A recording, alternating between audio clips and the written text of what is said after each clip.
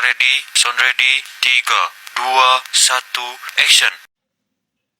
Baik, bismillahirrahmanirrahim. Assalamualaikum warahmatullahi wabarakatuh. Perkenalkan, saya Eko Tafia dari program studi D4 Akuntansi Sektor Publik semester 4. Pada kesempatan kali ini, saya akan mempresentasikan studi kasus akuntansi manajemen sektor publik untuk memenuhi tugas UAS mata kuliah akuntansi manajemen sektor publik. Nah, adapun materi yang akan saya bahas di sini terdapat 4 materi. Nah, yang pertama, analisis kasus penganggaran pemerintah. Yang kedua, analisis kasus pengendalian biaya sektor publik. Yang ketiga, evaluasi kinerja organisasi publik. Nah, dan yang terakhir yaitu implementasi akuntansi manajemen sektor publik. Baik, langsung saja kita masuk ke materi pertama, yaitu analisis kasus penganggaran pemerintah. Penganggaran sektor publik adalah proses penyusunan rencana penerimaan dan pengeluaran pemerintah untuk mencapai tujuan pembangunan dan meningkatkan kesejahteraan masyarakat. Nah, dalam penyusunannya ini sering muncul yang namanya berbagai macam permasalahan. Contohnya itu seperti data yang kurang akurat, perencanaan yang kurang matang, sehingga kepentingan tertentu yang menyebabkan anggaran tidak sesuai dengan kebutuhan masyarakat. Oleh karena itu, perlu dilakukan analisis ketidaksesuaian anggaran dengan cara membandingkan antara anggaran yang sudah direncanakan dengan realisasi. Nah, dari hasil analisis tersebut dapat diketahui apakah penggunaan anggaran sudah efektif dan mencapai target program. Nah, selanjutnya dilakukan evaluasi realisasi anggaran. Nah, kenapa kita harus melakukan evaluasi realisasi anggaran? Yaitu untuk melihat tingkat penyerapan anggaran, hasil yang dicapai, dan kendala apa yang kita hadapi selama proses penganggaran tersebut. Misalnya karena pengawasan yang lemah, perencanaan yang kurang baik, atau pengeluaran yang tidak tepat sasaran. Adapun beberapa solusi, yaitu yang pertama yaitu memperbaiki proses penganggaran melalui perencanaan yang lebih matang, meningkatkan pengawasan, dan melakukan evaluasi secara berkala. Contohnya itu dapat kita lihat pada APBD dan APBN. Nah, apa sih APBD dan APBN ini? APBD adalah anggaran pendapatan belanja daerah, sedangkan APBN adalah anggaran pendapatan belanja negara, di mana pemerintah mengevaluasi apakah anggaran telah digunakan secara efektif dan efisien. Baik, kita lanjut ke materi kedua, yaitu analisis kasus pengendalian biaya sektor publik. Pengendalian biaya sektor publik ini bertujuan agar pengeluaran sesuai dengan anggaran yang ditetapkan dan tidak terjadinya pemborosan. Pembengkakan biaya juga dapat disebabkan oleh kenaikan harga, perubahan kebutuhan, keterlambatan proyek, atau kesalahan dalam perencanaan. Oleh karena itu, perlu dilakukan analisis efisiensi biaya untuk mengetahui apakah biaya yang dikeluarkan sebanding dengan hasil yang diperoleh. Nah, pemerintah juga menerapkan strategis penghematan anggaran untuk menetapkan prioritas program, melakukan pengadaan secara efisien, dan mengurangi pengeluaran yang tidak diperlukan. Nah, selain itu, penggunaan dana publik juga harus diawasi langsung oleh pimpinan, inspektorat, BPK, dan masyarakat agar transparan dan akuntabel.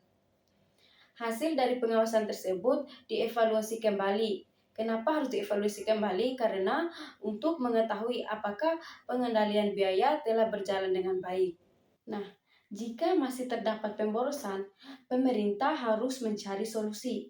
Contoh solusinya itu seperti memperkuat pengawasan, memanfaatkan teknologi, dan meningkatkan kualitas perencanaan, sehingga penggunaan anggaran menjadi lebih efisien dan efektif. Selanjutnya kita masuk ke materi ketiga, yaitu evaluasi kinerja organisasi publik. Evaluasi kinerja organisasi publik ini dilakukan untuk mengetahui sejauh mana instansi pemerintah berhasil mencapai target yang telah ditetapkan. Nah, penilaian ini dilakukan dengan cara membandingkan antara target dan hasil yang dicapai, serta mengukur kualitas pelayanan kepada masyarakat. Nah, dari evaluasi tersebut, kita dapat mengetahui apakah organisasi ini telah bekerja secara efektif dan memberikan manfaat bagi masyarakat. Namun, dalam pelaksanaannya sering ditemukan berbagai macam hambatan, seperti keterbatasan sumber daya manusia, anggaran, maupun sarana dan prasarana. Nah, oleh karena itu diperlukan strategis peningkatan kinerja melalui peningkatan kompetensi pegawai, pemanfaatan teknologi, dan perbaikan sistem kerja. Kemudian hasil evaluasi tersebut dijadikan sebagai dasar dalam penyusunan rekomendasi agar kinerja organisasi semakin baik. Nah, adapun contoh penerapannya. Contoh penerapannya ini dapat kita lihat pada evaluasi kinerja instansi pemerintah yang dilakukan setiap tahun sebagai bahan perbaikan pelayanan publik. Baik, kita akan masuki materi terakhir yaitu implementasi akuntansi manajemen sektor publik. Akuntansi manajemen sektor publik ini berperan penting dalam membantu pemerintah untuk merencanakan, mengendalikan, dan mengevaluasi penggunaan sumber daya agar tujuan organisasi ini dapat tercapai.